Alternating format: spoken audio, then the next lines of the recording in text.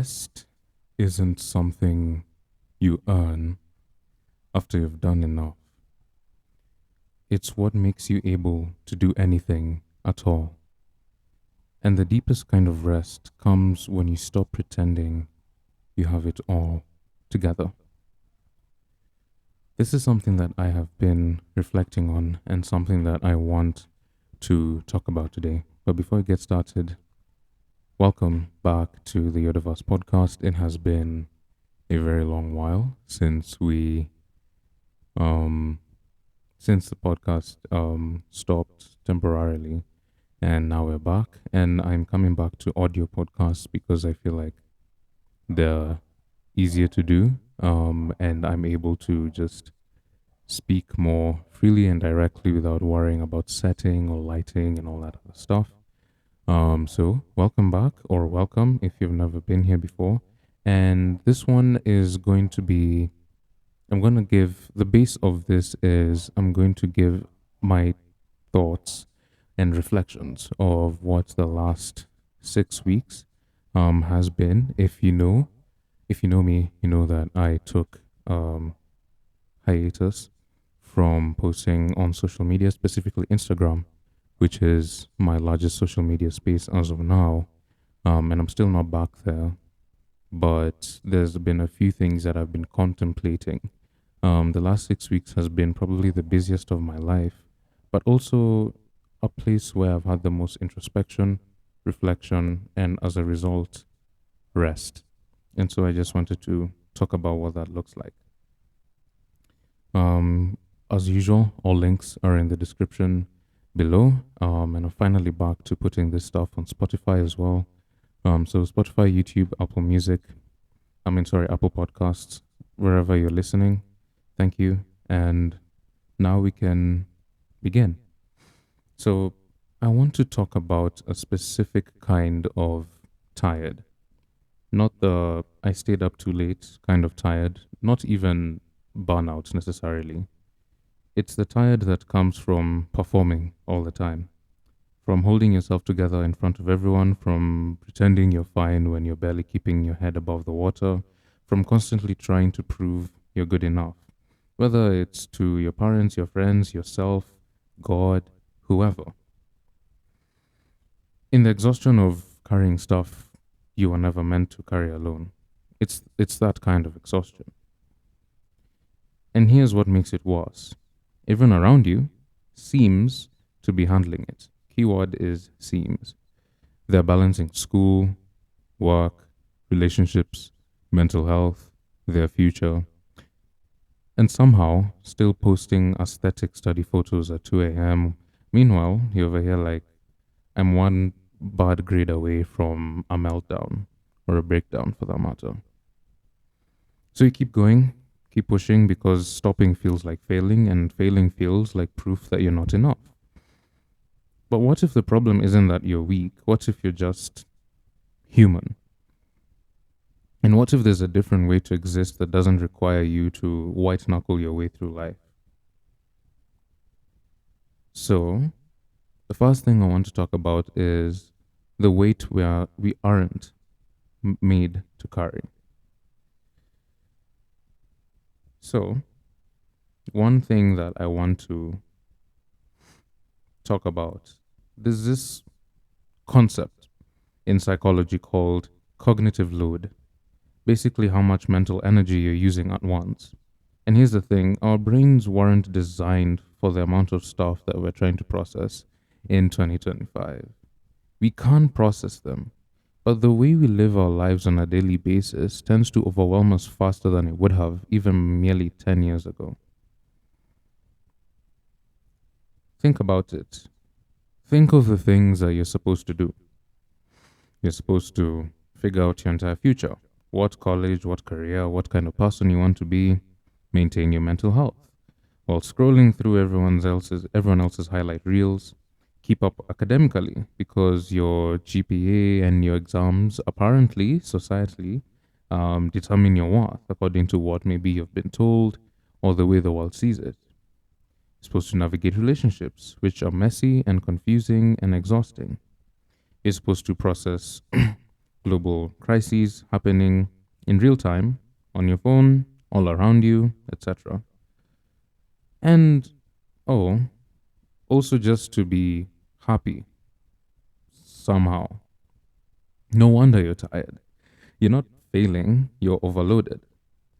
There's this thing Jesus said that I think about a lot. You don't have to be religious necessarily for it to make sense.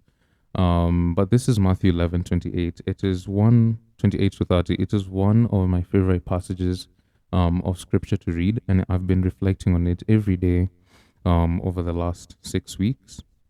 Come to me, all you who are weary and burdened, and I will give you rest.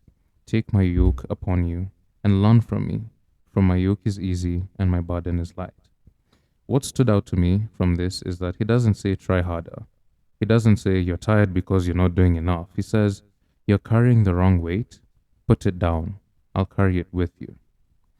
Whether you see that as God or whatever else, or just a better way of being human, the principle is the same. You were never meant to do this alone. A yoke, historically, was a wooden beam that connected two oxen and they would pull a plow together. One ox couldn't do it alone. It would exhaust itself and accomplish nothing. But two oxen, yoked together, could do the work without breaking. That's the image. It's not about adding more responsibilities. It's about realizing that you're trying to pull a load that requires partnership with people, with something bigger than yourself, with the truth that you're not the one holding the universe together, even though sometimes it feels in our daily lives that you might be. The next thing I want to talk about is the permission to fall apart. Okay, here's the second verse. And this one really sort of wrecked me when I read it the first time. And it comes from Psalms chapter 34, verse 18. The Lord is close to the brokenhearted and saves those who are crushed in spirit. God isn't distant when you're a mess. He's closest when you're falling apart. I feel like that's what it means to me. And I don't advocate for only going to God when things are tough. I mean, even in the midst of a good life, you can still turn to Him. But in this context, what I mean is He's close when you're falling apart, when you're in the middle of a depression or anxieties or struggling physically, mentally, emotionally, or spiritually. And psychologically, that tracks because healing doesn't start when you don't have it all together.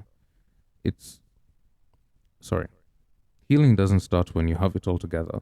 It starts when you finally admit that you don't. We've been taught that strength is holding it together, that if you cry, you're weak, if you ask for help, you're needy, if you admit you're struggling, you're failing. But that's backwards, in my opinion. Real strength is saying, I can't do this alone. Real courage is letting someone see you when you're not okay. Because pretending costs you everything. Your peace, your authenticity, your actual chance at healing. There's a term in therapy called emotional avoidance. When you suppress hard feelings because you don't want to deal with them. And short term, it works. You shove it down, distract yourself, keep moving. But long term, those feelings don't disappear whatsoever. They calcify. They become anxiety, depression, physical illness, relational dysfunction. The stuff you don't process doesn't go away. It goes inward. I remember a season when I was tired. I couldn't even explain why. Everything just felt heavy. I wasn't in crisis exactly. I was just empty.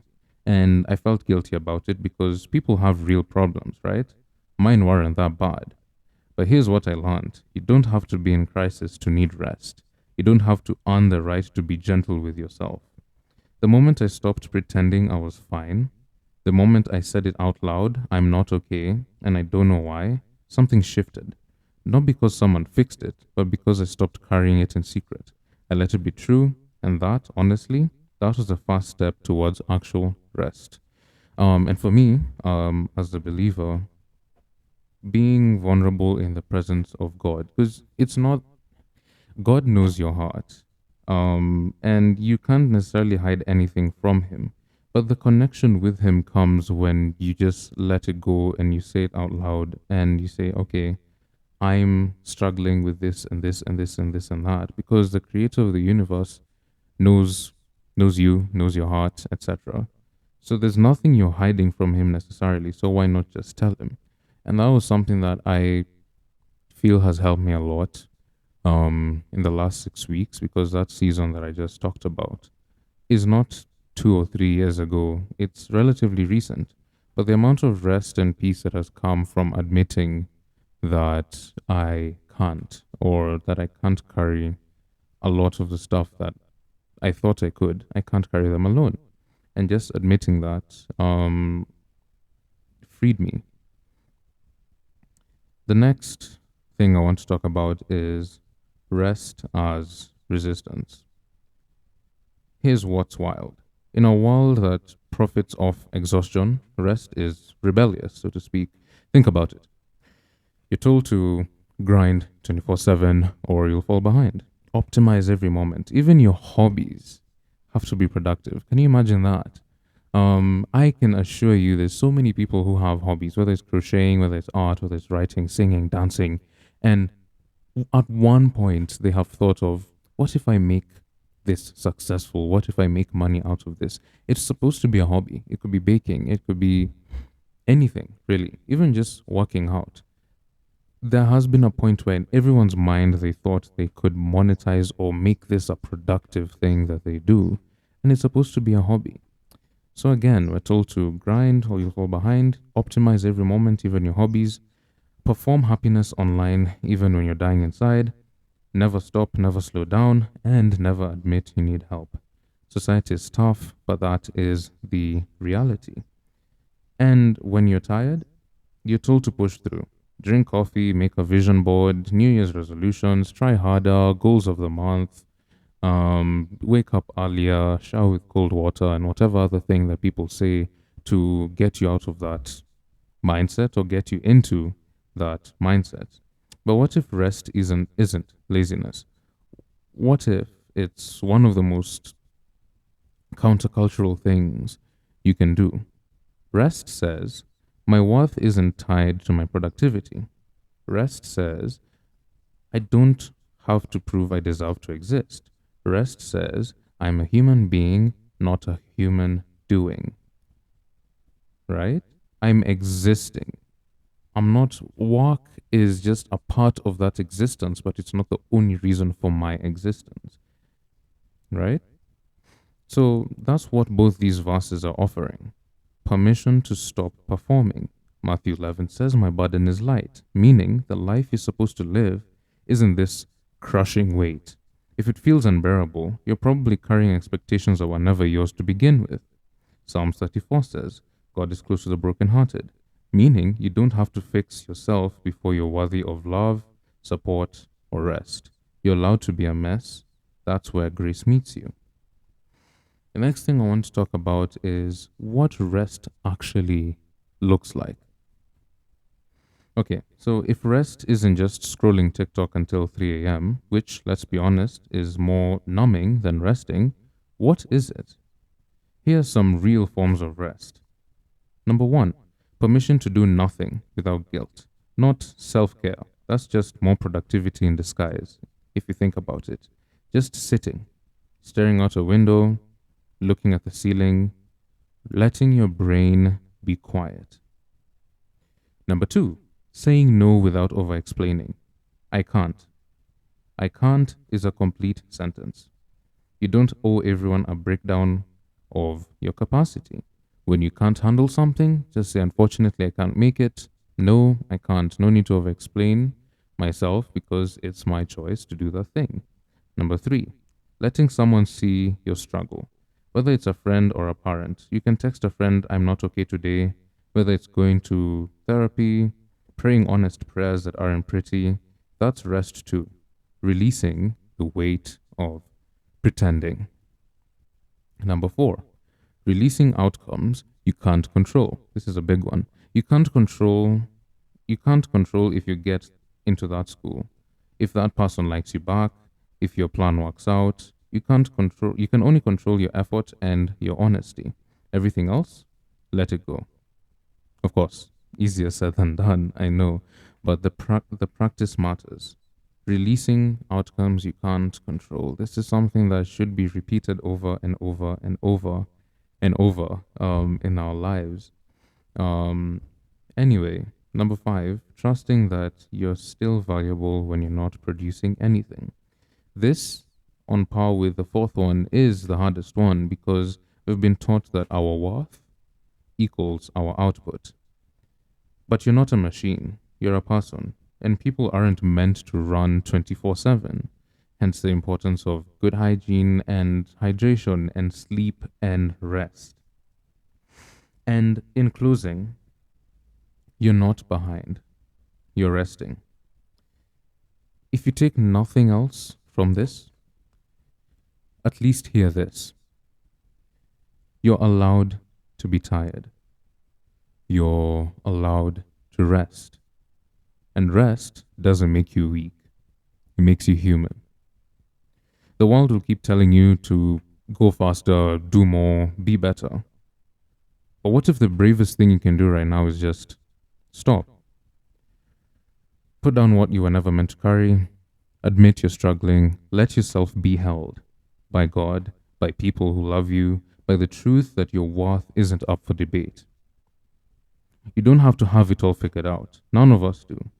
You don't have to be strong all the time. None of us are. You don't have to earn rest. Rest is a gift and you're allowed to receive it.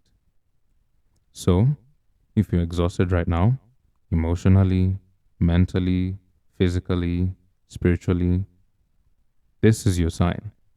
You don't have to keep pushing. You're not falling behind, you're just human. And that's more than enough. Thank you so much for listening. I hope you give yourself permission to rest today, even if it's just for 5 minutes, because you deserve it. And of course, this isn't an ultimatum of dealing with the issues that we face in life, but I think it's one of the things that can give a greater sense of relief in our lives as human beings.